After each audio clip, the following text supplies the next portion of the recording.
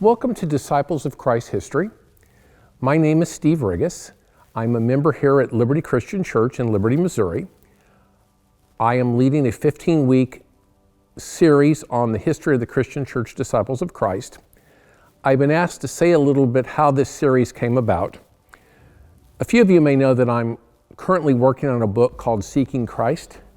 It's about the difference between liberal Christians and conservative Christians.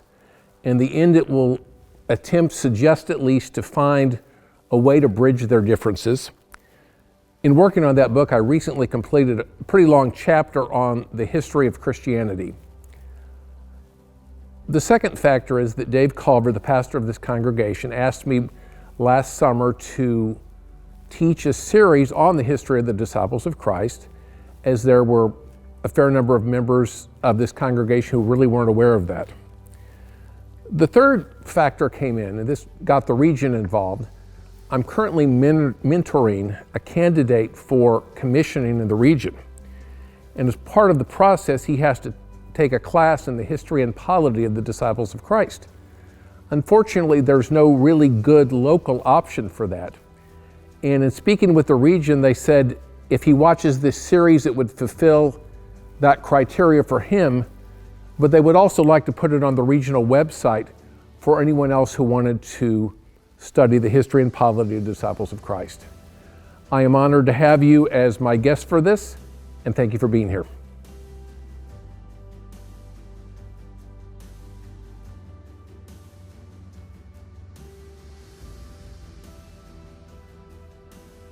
Good morning. Good morning. Welcome to week 4 Disciple History. As Bob Dylan said, the times they are a-changin'. And last week we ended, I'll try to take this off. Last week we ended with the story of John Wycliffe and John Huss toward the end or at the end of the Middle Ages, attempting to reform the Roman Catholic Church. And they didn't get very far.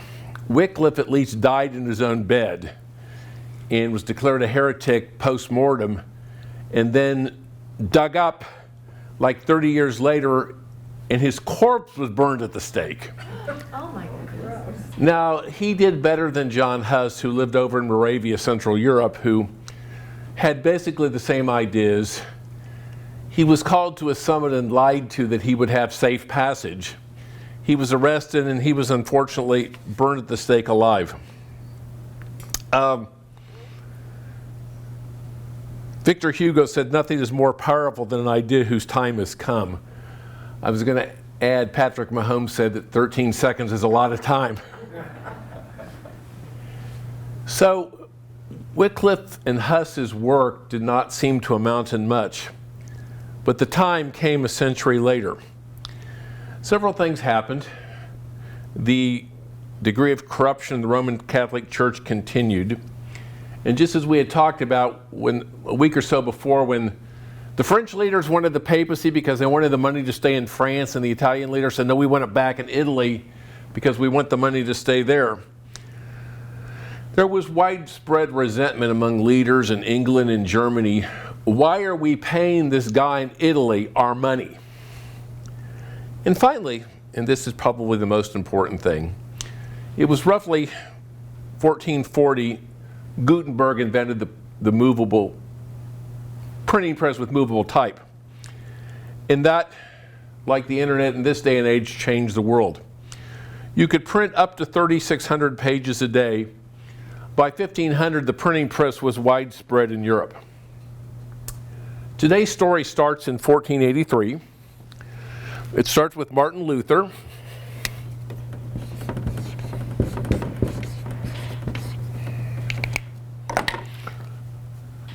He was born of a prosperous peasant father who wanted Luther to become a lawyer. And he went to college to study both law and philosophy, but he had a life-changing experience.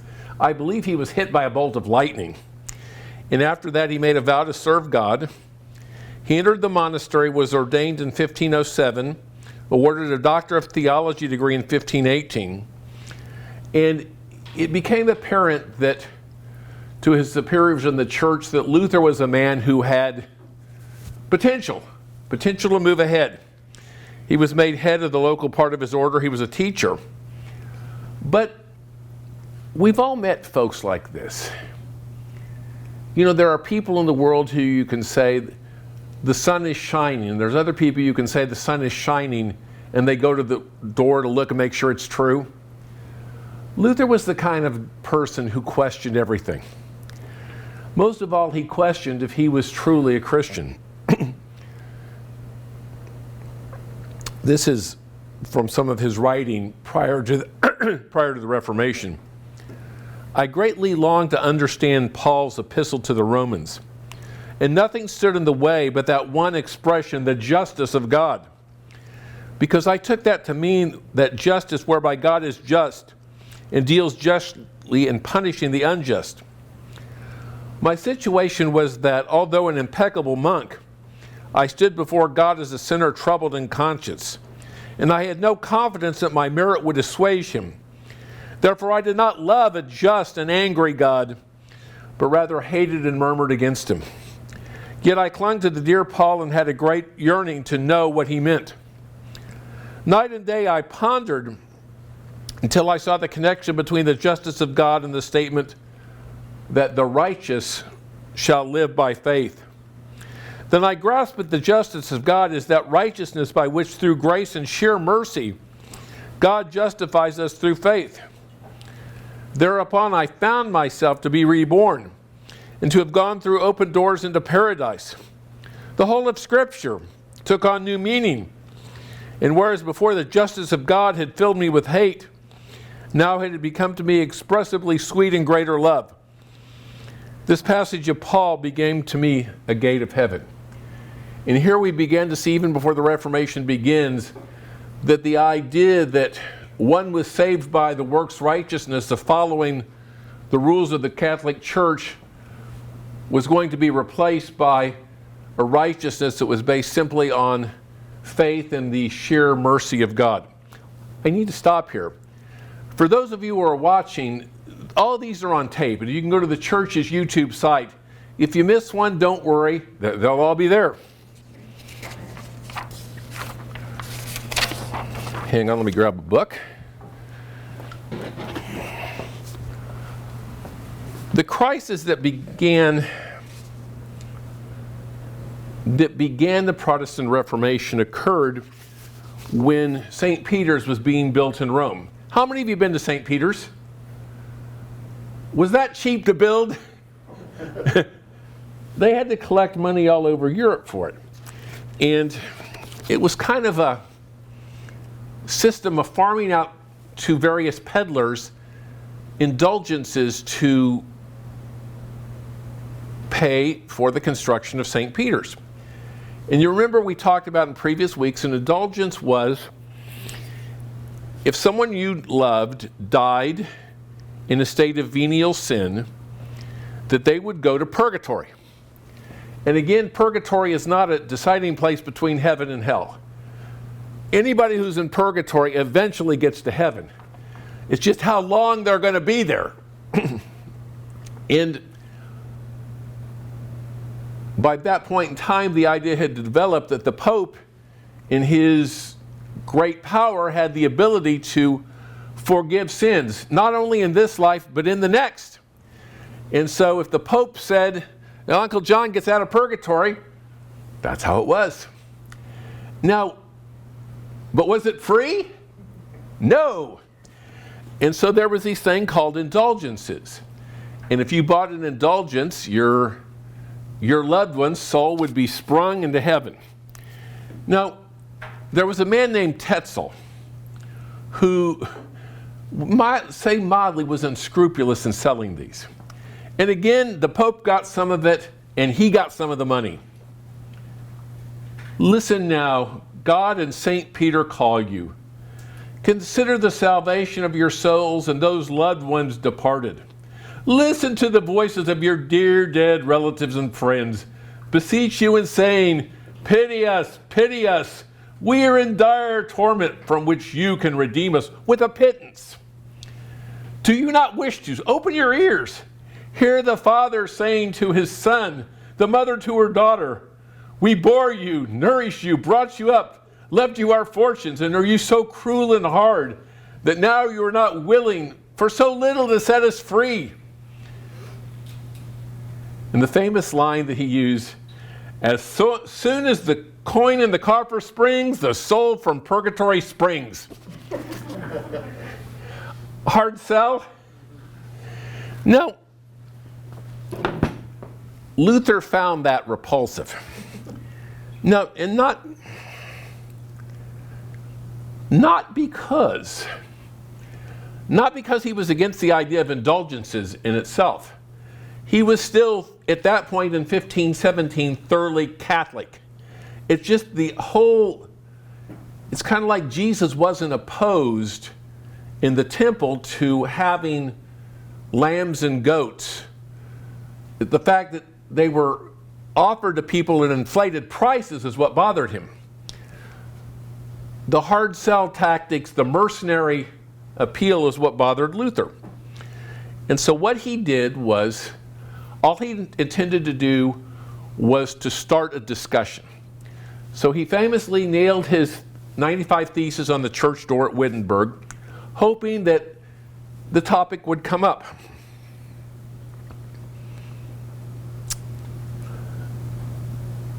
Do people like it when their source of revenue is interrupted?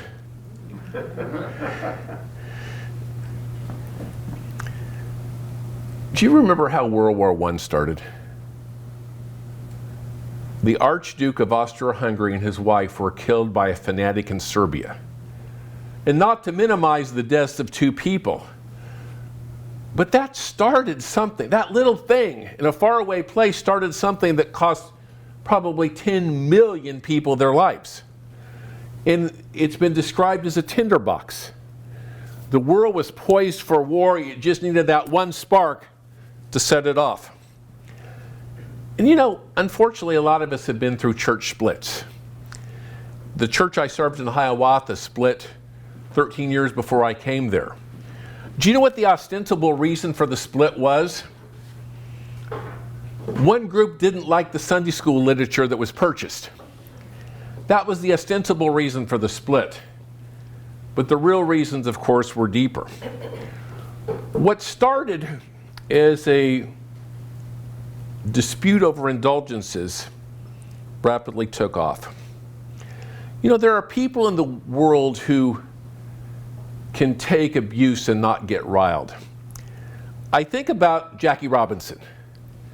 When Major League Baseball decided to integrate in 1947, Branch Rickey, I think, had specifically picked Jackie Robinson because he was so magnanimous.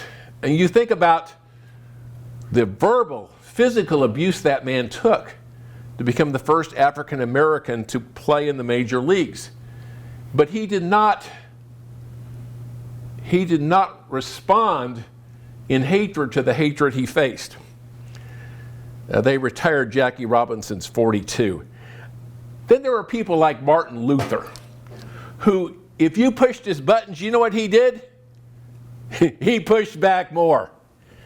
He was not Jackie Robinson. And this is how the whole thing got going.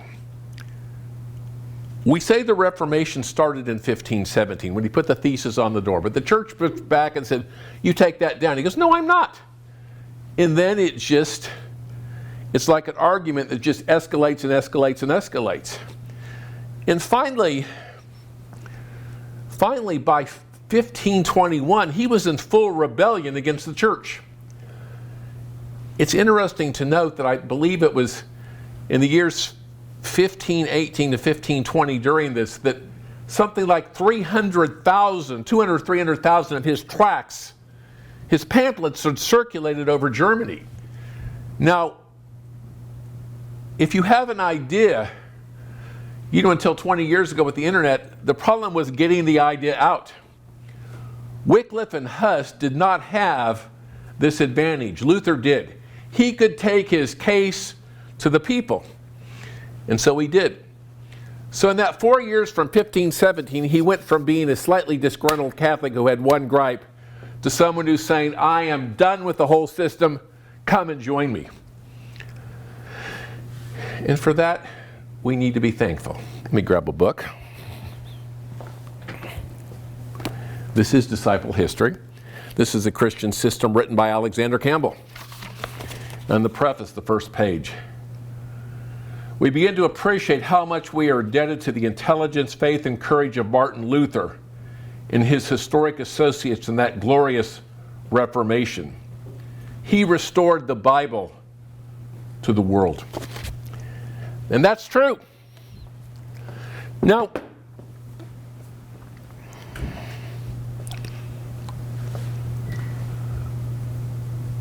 why did Luther succeed and Huss and Wycliffe did not? Part of it was the printing press. But part of it was that the German leaders simply were tired of the church. They wanted the land the church owned in their country. They wanted the money to stay with them. Luther went to the Diet of Worms in 1521, where he was called before the church authorities and told to recant. He was condemned as a heretic, and so someone could have killed him. But Frederick of Saxony kidnapped him and held him in protective custody in his castle for a year. And it was during that time that Luther had some of his most productive things. He translated the Bible into German. And his teaching centered around three things. The solas.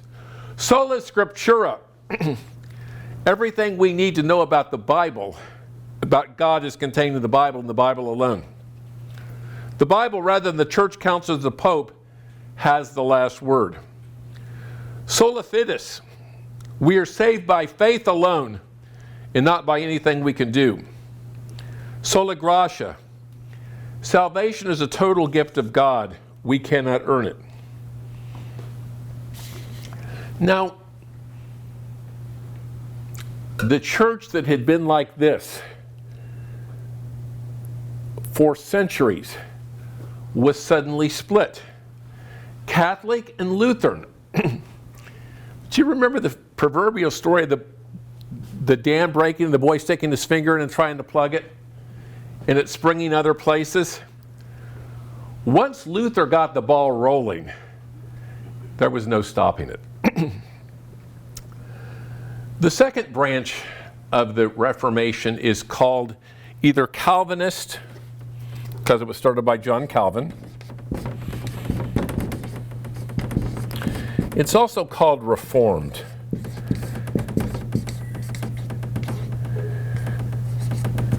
And that's one of the odd things about nomenclature is this.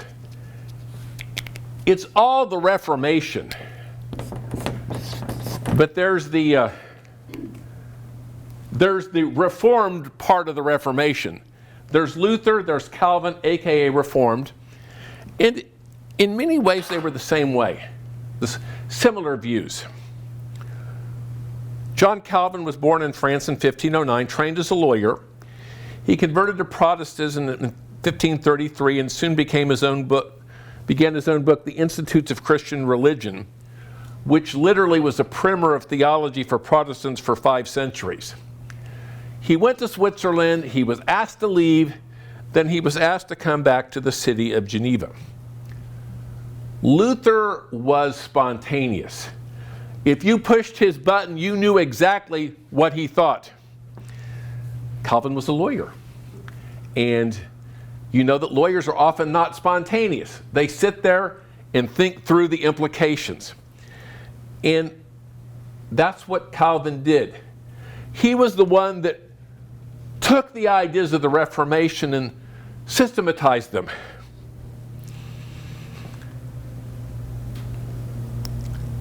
So we have the first 2 branches of the Reformation.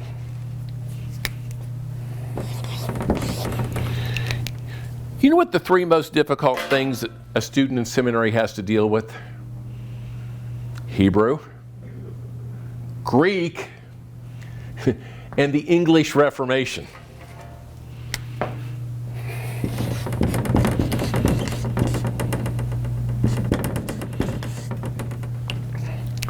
I bet you all know this. Who started the English Reformation? Henry VIII. Henry VIII. I would sing the Henry VIII song, but let's not. Henry VIII had some of the same motivation as the German nobles. He resented the fact that his country's money was going to Rome. He resented the amount of land the church held. But he wanted one other thing that they didn't. What was it? Another wife. Another wife. And the Pope would not grant him a divorce. So he said, fine with you. I'm going to start my own church. The thing is that Henry VIII never wanted to be Protestant. He never thought of himself as a Protestant. He was simply a good Catholic, but he was in charge of the church, not the Pope. The theology didn't change. Now, you know now probably that in England, about 10 years ago, they changed the rules on who can become the sovereign. That when Prince Charlotte was born, she fell in line behind her brother, Prince George. But when the little brother, Prince Louis was born, what happened? What? She got bumped. She didn't get bumped. She didn't. It was the first time that the girl didn't get bumped for the guy, because they changed the rules from male primogeniture to absolute. But that's the first time it happened. And it's not retroactive. Princess Anne doesn't get to leapfrog her brothers. And so it was then. Henry VIII, when he died, had several children. The oldest were girls. But in the rules of those, and the rules until 10 years ago, the little brother got the crown. So when Edward came to the throne, how old was he? 9. 9. Now, the Sprugels are always kidding me. They know I love Saturday Night Live, and they're shocked I haven't brought any Saturday Night Live illustrations in. Years ago on SNL, there was I think it was Lorraine Newman that played it, so you know it was a long time ago. A child psychologist who really was a child. This was a king who was 9 years old. And he only lived to be 15. So, what is a 9-year-old really going to exercise that much control? No. Now, the Reformation in Europe and on the continent already started. You know, the English church was now separate, but it had Catholic doctrine. Now, the Archbishop of Canterbury basically said, well, you know, the little tyke can't be involved with this, so we're going to make this a whole lot more Protestant. Unfortunately, the little tyke died when he was 15, and his oldest sister came to the throne. Does anybody remember what her name and moniker was? It's not something you would want to be known as. Bloody Mary. Bloody Mary. And Mary was the daughter of the Catholic wife. And so this whole Protestant thing went away in a hurry. The Archbishop of Canterbury, Thomas Cranmer, who had pulled these stunts, he was executed. Lots of Protestant-leaning people were executed. And for her time on the throne, she restored the church to the Catholic fold. And then she died after a short time. Who came to the throne after that? Elizabeth. Elizabeth I came to the throne. And how long did she reign? A long time. About, not as long as the current Elizabeth. 45 years. And she was pragmatic. That you had people who wanted to be totally Catholic, and you had people who wanted to be totally Protestant. And so she instituted what was called the via media, the middle way. A church, as Episcopalians like to say, fully Catholic and yet fully Reformed. They took much of the theology from these guys and put it here. But they kept things like the Mass, the apostolic succession that we talked about. It was the middle way. Now you remember that some of the people who helped form this country were the Puritans, Where did they get that name? They wanted to purify the church. And the idea was, yeah, Elizabeth went part of the way, but we want it more Protestant than that. And when she finally died, they thought they had their chance. Let me take a drink.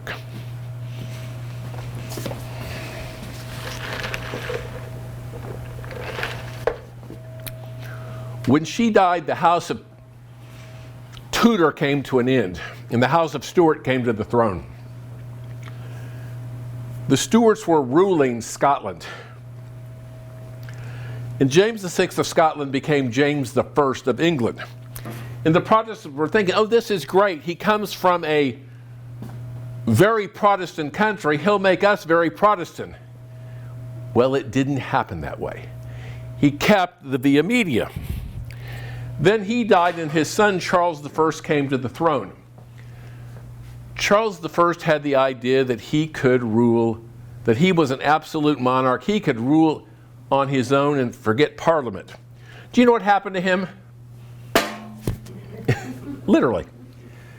And so it was during that, you remember the name Cromwell? There was about a 20-year period,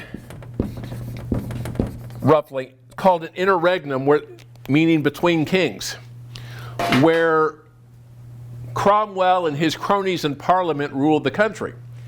And during that time, they forget about the Via Media. We're going to become maybe not full tilt Protestant, but more Protestant than had been before.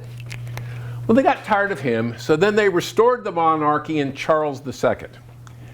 And he was a closeted Catholic. And so they went back to the Via Media with this pseudo-Catholic king in control. And then his son came to the throne, who was ready to come out of the closet and say, we're going to be Catholic again. And you know what they said? You're not going to be king. And so then there was, you remember the Glorious Revolution? A revolution that occurred gloriously because there was no bloodshed. That the last Stuart king was deposed, and William of Mary from, was it Denmark or Holland? I think it was Holland, came to the throne as co-regents, and they were Protestant, and they restored the Via Media. And that's what the Anglican Communion, Anglicans, Episcopalians, and the like, have been ever since, the Via Media. And this took like 150 years. Because, you know, they were Catholic, then they weren't, then they were halfway, then they were Protestant, then they were halfway, then they were going to be Catholic, and finally then they weren't for good. So that's why it's hard to remember all this stuff. So we had the first three branches of the Reformation: the Lutheran, the Calvinist, and the English. Now,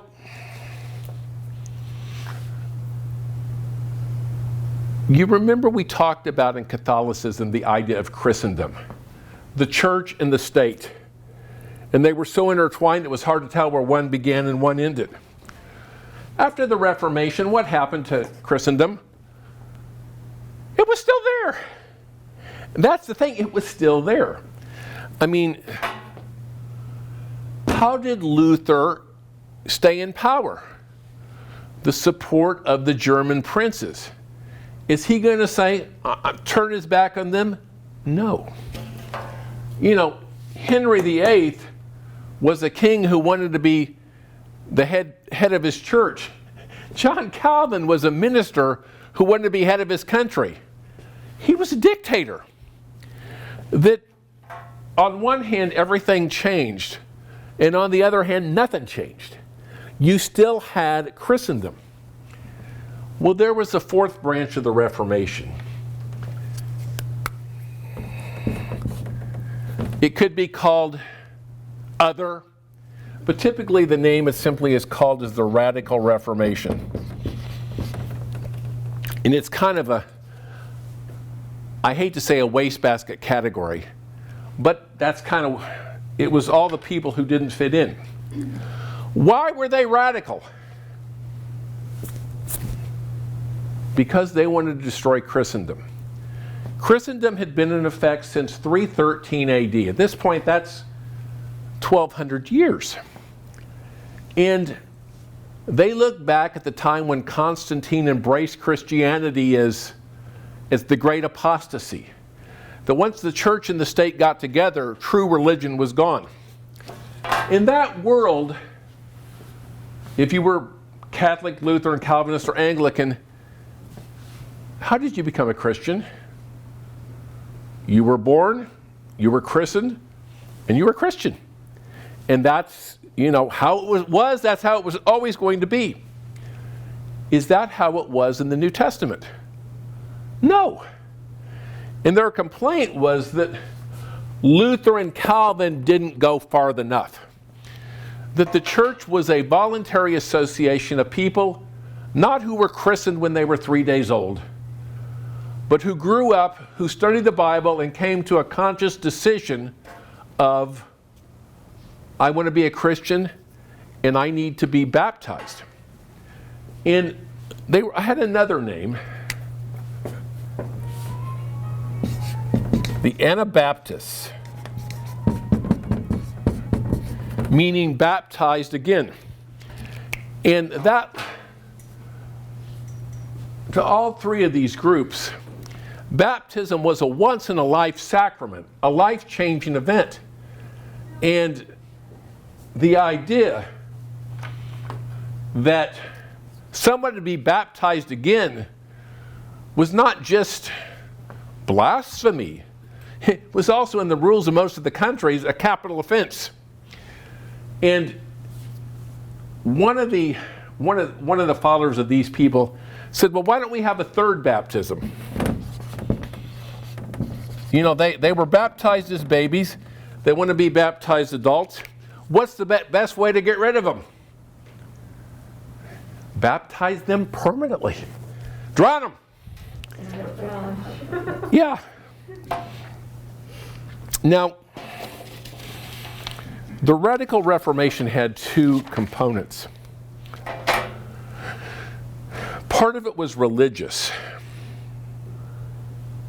and part of it was also, they looked at Christendom and said, this is a way of keeping enslaved people enslaved.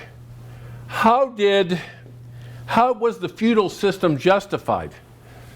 That's what the church teaches. You have a Lord, and it says in Romans, the leaders have been set over you by God, so obey the leaders. Not to obey them is not to obey God. But some of the radical reformers said, this is more than religious.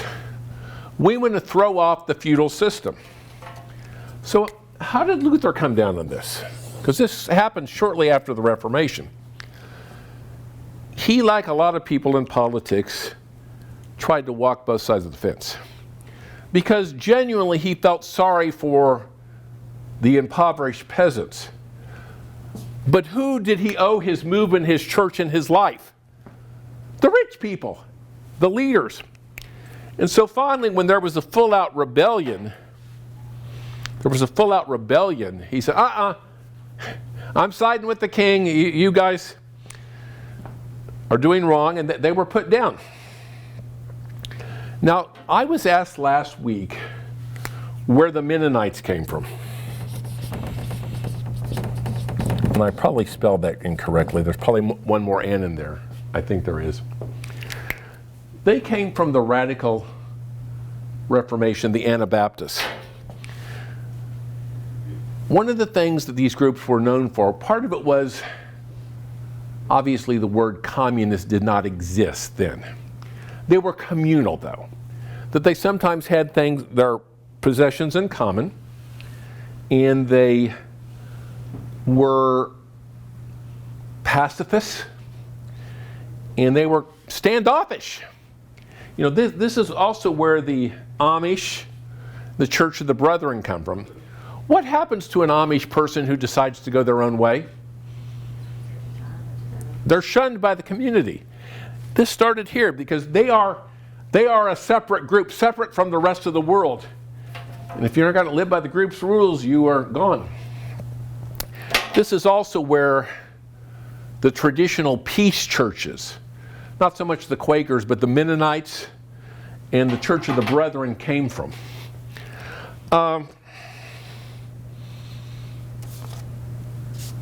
Did the Catholic Church go away? Obviously not. But it did need to change in a big way.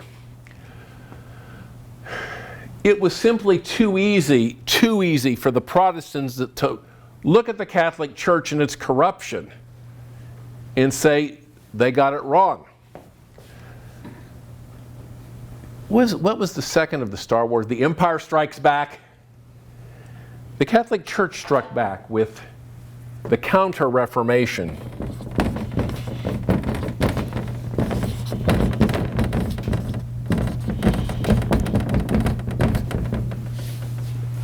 And the Counter-Reformation did two things. First of all, it affirmed everything we teach is right and everything that Luther and Calvin teach is wrong. But it also cleaned the act up.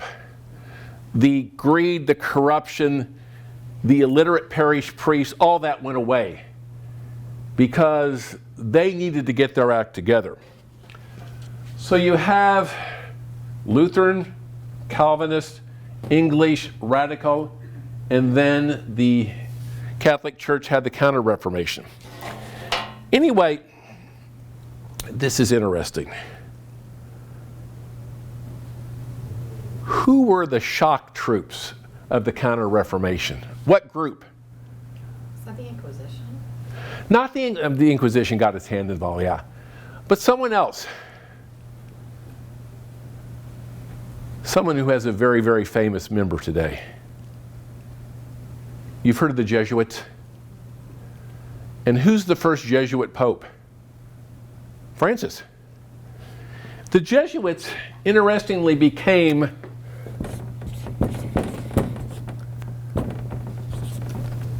if the clergy of the Catholic Church were the army, the Jesuits were the Green Beret. And besides the usual vows that priests took, they also took a fourth vow of obedience to the Pope. If the Pope said go, they went. And they became the shock troops of the Reformation, claiming areas back that had been lost to the Protestants. And this will become ironic in about a month, that the Jesuits were the vehemently anti-Protestant forces. Where did the Reformation begin? Germany. When did it begin? 1517. When did the Reformation end? Isn't it still going on? And where did it end? This will become more apparent in a few weeks, but it ended in 1974. Do you know where it ended? St. Louis, Missouri. You'll get the whole story later. And actually, a lot of these things, what is it people on the coast like to call the Midwest? Flyover territory. That when we get to the modern struggles of the church, two of the biggest events happened in Missouri. One of them happened in Clay County. So when we get about a month further, you'll see where the state figures in all of this. But this is just kind of a teaser of things to come. So this is disciple history of the branches Lutheran, Calvinist, English, and Radical. Which one do you think affected us most? I'd say Radical. You're correct and incorrect. We ended up looking most like the Radical. Didn't we come out of Reformed? But we came out of the Reformed. So we came out of the Reformed tradition. But in America, where there was no established church, we ended up in some ways like them. In some ways not, because we were never, I take that back. There were a few communes in the disciples' group, but we were not generally communal. We basically were not a peace church. So we started as this and ended up more like this.